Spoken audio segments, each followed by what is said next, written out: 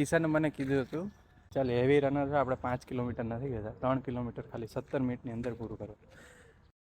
Good morning. આજે છે day 24, 150 kilometre in 30 days. સવારના આજે 7 વાગ્યા છે. કાલે આપણે 8 કિલોમીટર રનિંગ કર્યું હતું. અત્યારે આપણે સ્ટાર્ટ કરીએ. 1K done, 2K done.